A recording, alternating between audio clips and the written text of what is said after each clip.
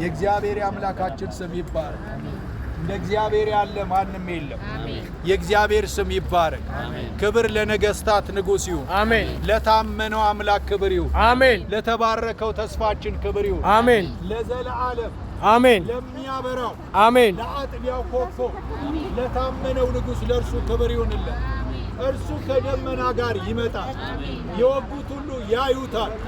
እናንተ ግን ወደ ዘላለም ሕይወት እንድትደርሱ የእግዚአብሔር ምሕረት በምድሪቷ ላይ እሳቱ ለዘላለም ይነዳል። አሜን።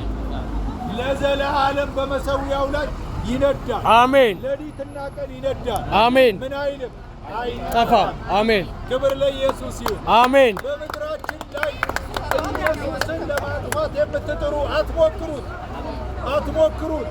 ከብዙ ሺህ ዓመታት ጀምሮ ብዙዎች ሞክረዋል። እነሱ ጠፉ፣ ኢየሱስ ግን አለ። አሜን።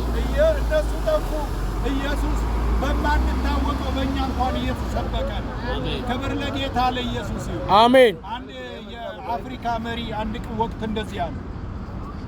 መጽሐፍ ቅዱስን ሰብስቦ አንድ ቦታ ላይ እንዲቃጠል አደረገና ከዚህ በኋላ መጽሐፍ ቅዱስ በምድር ላይ ተረት ይሆናል።